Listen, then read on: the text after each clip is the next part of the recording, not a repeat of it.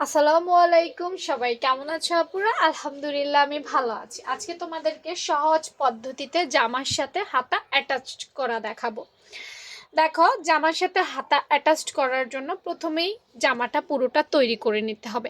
অনেকে আগেও করে নেয়, পরেও করে নেয়। আমি যেভাবে করি আসলে আমি সেভাবেই তো দেখাবো, তাই না? বেশি কথা না বাড়িয়ে কাজে চলে যাই। আমি প্রথমে জামাটার কাঁধ, বডি সাইড সব সেলাই করে নিয়েছি, শুধু এই অংশটুকু খোলা রেখেছি। খোলা তো থাকতেই হবে, না হলে কি করব। এবং জামাটা উল্টো পিঠ, খেয়াল করো, এই যে দেখো জামাটা কিন্তু উল্টো পিঠে আছে।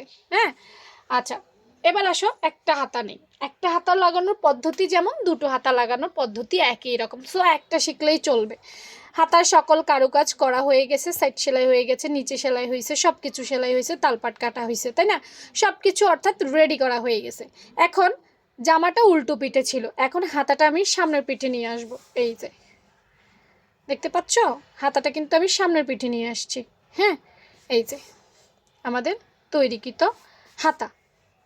এখন আমি যেটা করব সেটা হচ্ছে জামার যে কোনো একটা পার্ট নিব। মনে করো জামার এই পার্টটাই নিলাম, এটা সামনের পার্ট, খেয়াল রাখতে হবে সামনের পার্ট। হ্যাঁ, এই যে এদিকে তালপাট কাটিং বোঝা যাচ্ছে তো ক্যামেরায়, না? হ্যাঁ, এই যে তালপাট কাটিংটা দেখো, তালপাট কাটিংটা। হ্যাঁ, ঠিক। হাতাটাকেও এইভাবে করতে হবে, এই যে এইভাবে হাতাটাকেও ঠিক আমার দেখানো, মানে আমারটা পুরোপুরি দেখো। হাতাটার এখানে তালপাট, আবার জামাটার এইভাবে তালপাট, এই দুটো তালপাট এইভাবে সামনাসামনি রাখতে হবে। এদিকে সোজা করে সামনাসামনি রাখতে হবে। রাখার পর আমি কি করব, এই যে হাতার মুহুরির ভেতরে, হাতার মোহরার ভিতরে এইভাবে ঢুকিয়ে দিব, এইভাবে। তাহলে ঢুকানোর পর খেয়াল করো, এই যে দেখো তালপাটে গিয়ে মিলে যাবে, আর পেছনের অংশের সাথে মিলে যাবে। এই জিনিসটা আমার আপুদের খুব প্রবলেম হয়, আমি জানি।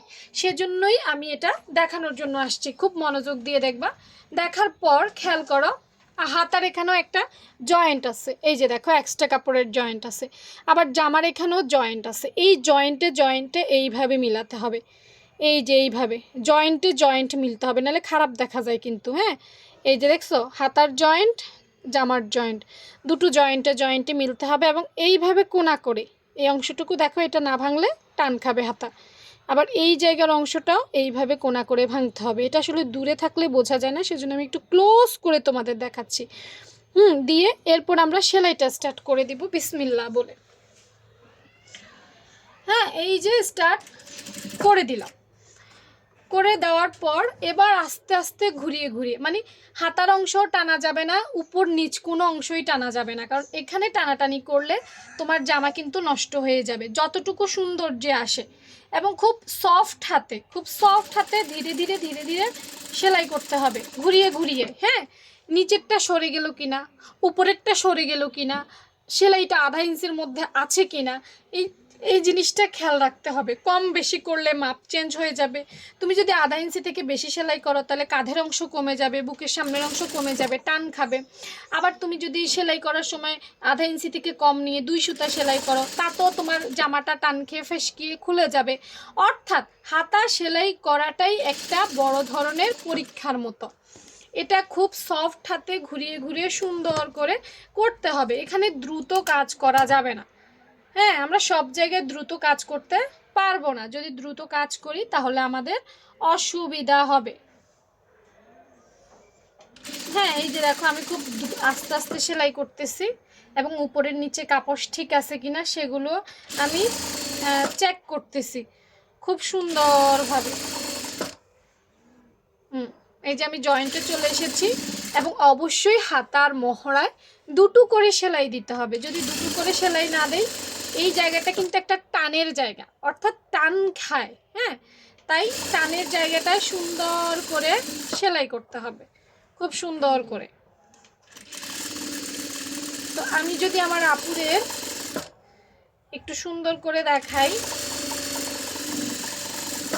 যে আমার সেলাইটা হয়ে গেছে। হ্যাঁ, আমি একটু দেখাবো যে আমার কোনো টান খেলো কিনা, কিছু হইলো কিনা। এই দেখছো, দেখো ক্লোজ করেই কিন্তু দেখাচ্ছি। হ্যাঁ, এবার পেছনের অংশ দেখো।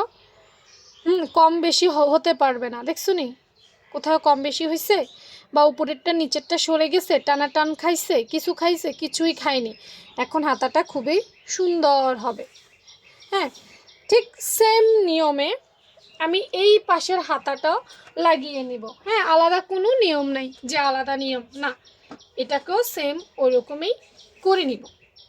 একটা হাতা পারলে তুমি দুটো হাতাই পারবে, এটা অসুবিধার কিছুই না। তো আমি এই হাতাটাও সেমভাবে, আমি যদি ক্লোজ করে তোমাদেরকে না বুঝিয়ে দেই তাহলে কিন্তু তোমরা অনেক সময় বুঝবা না, কারণ হাতের উপরে রেখে মানুষ অনেক কিছু করতে পারে না বুঝিয়ে দিলে। আমি চেষ্টা করছি আমার আপুদেরকে, এটা আমার নতুন আপুদের জন্য, যারা আসলে আমাকে ফলো করো তাদের জন্য। আমি জানি এখানে আমার অনেক এক্সপার্ট আপু আসো, তাদের জন্য না, আমার নতুন আপুদের শেখানোর জন্য।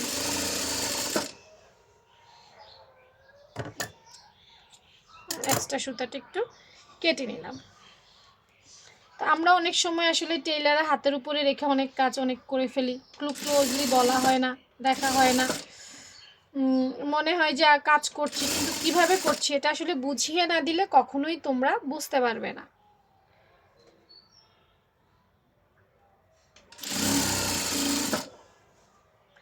কারণ নর্মাল যারা টেইলার তারা কিন্তু খুব দ্রুত কাজ করে, তারা কিন্তু আস্তে আস্তে ধীরে ধীরে কাজ করে না, নতুনদের ধীরে ধীরে কাজ শিখতে হয়। যারা নতুন শিখছো তারাও একদিন পারবে চেষ্টা করতে করতে, কারণ ম্যাক্সিমাম আমার স্টুডেন্টদেরও একই মতামত থাকে, আপু আমার হাতা লাগাইতে সমস্যা, আপু আমার হাতা লাগাইতে সমস্যা। হ্যাঁ, সেজন্য বললাম সবাই দেখে নিও।